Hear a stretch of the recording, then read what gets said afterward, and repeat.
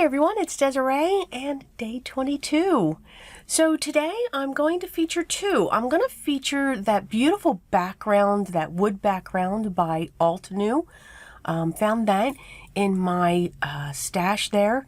And then these beautiful infinity dies by Hero Arts, and they are ornaments. I love making ornaments and tags when it comes to Christmas. So I thought this would be a great combo. So we're going to start with the background stamp. And I'm going to use, gray was also big this year for me as well. And I'm going to stamp this onto a piece of gray, charcoal gray cardstock. And this card is actually going to be a 6x6 card. And when I saw these two, when you think of ornaments, ornaments on a Christmas tree, they catch the light. That's usually what we look for when it comes to an ornament, all that shimmer and shine and mirror effect. So I chose to stamp the image in a white pigment ink because I am going to use my white embossing powder. It's called Snow by Recollections. And I always, whenever I use a white embossing powder, I like to use a white pigment ink. It'll catch those areas that I miss with the embossing powders. This is a pretty big area. And since, that heat gun, doesn't matter how long I let it heat up for, my paper still will warp. So I'm just wiggling it to get it to a reasonably flat shape.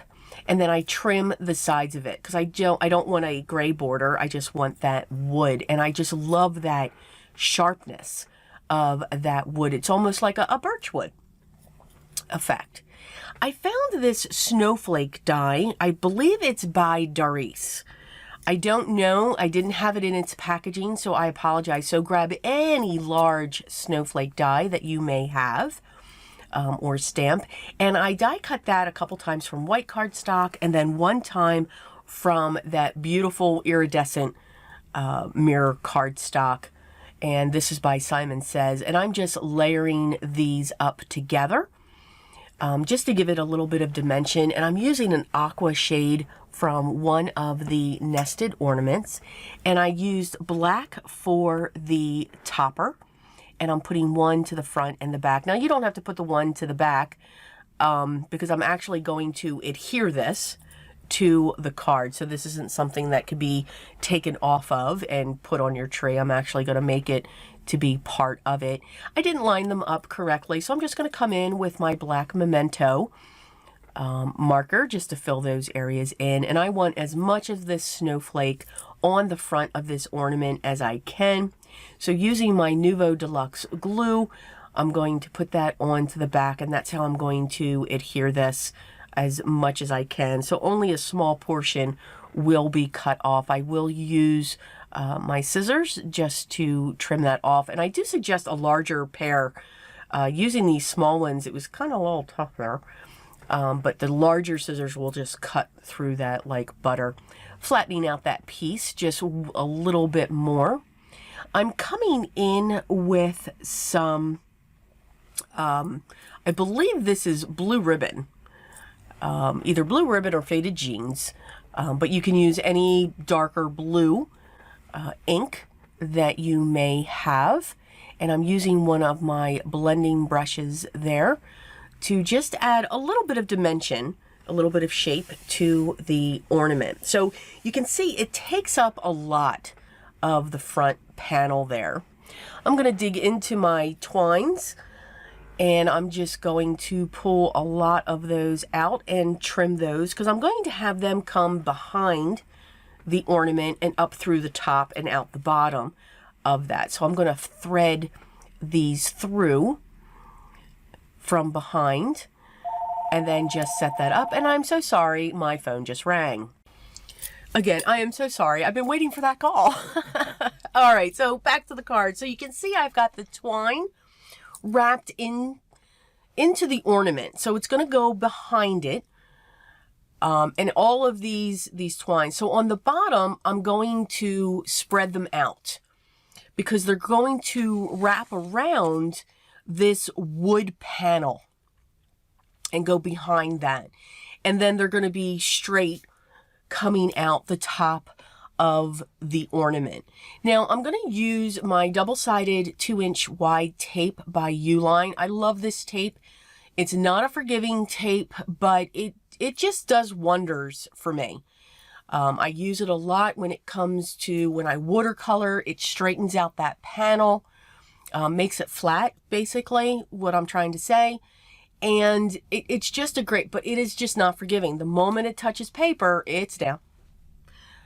It will rip that paper, and it holds these twines perfectly as well. So I've put just some small strips on the back, and now I'm just going to flip this twine around that panel.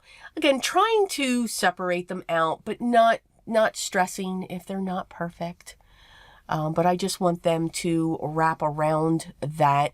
I'm going to trim off the extra just to minimize some of the bulk, and then I'm going to have it come up over the top all close together. And then if I can, have them come down into that next one just to make sure that they stay in place. I'm going to do that as well and trim those ends.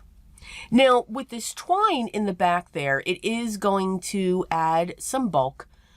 So I'm going to put some more of that double-sided tape on there just to really secure them in. And then I'm going to come in with my double-sided foam. I want to prop this panel up, and I'm going to put it on either side of that twine because then it'll just sit flatter. In case that twine does sit on this panel, this light gray panel that I have here, I just added a little bit of glue. I have more of that iridescent mirror cardstock, and of course I cut the center out on that just to hoard that beautiful paper. I love the holographic. That's what I wanted to say, the holographic papers. I think they are just absolutely beautiful and add so much to a border or the image that you're using. I'm going to glue this down onto my 6x6 card panel. These are by Tyvek. I think these are great card panels. They are thick, nice weight. You can get them in 6x6, 7x7, and I also get the 5x7s from them. They have great sales, and that's when I usually stock up on those. These sentiments here are the pre-printed sentiments, and these are by Paper Rose. These are great sentiments, and after I cut that out, I'm just going around the edge since it's black cards, since the black background, a reverse type sentiment, just to remove that white around from the edge. And I'm going to prop that up using some double-sided foam squares. Now I'm going to remove some of them because I forgot I'm coming up onto the ornament. So I'm just going to peel some of those away and then just use glue for that upper corner to get that in place.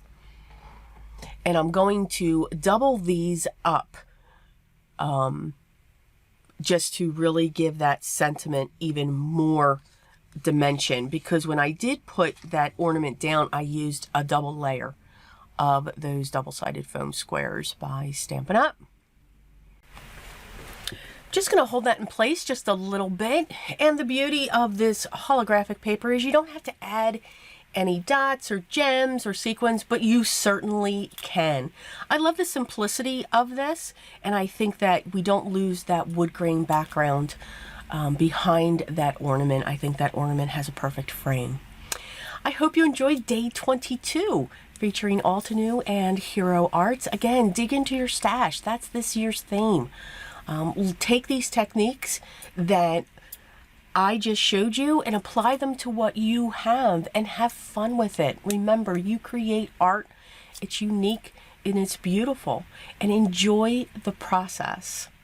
As always, the products that I use will be listed down below. And again, if they're still available, I will make sure that they are listed.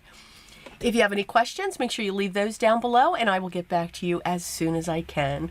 Have fun, enjoy. We are getting close to our Christmas season, and I hope you're getting ready and having fun and not getting too stressed out getting ready for this wonderful holiday. It is truly the most wonderful time of the year, at least I think so. It does make me smile.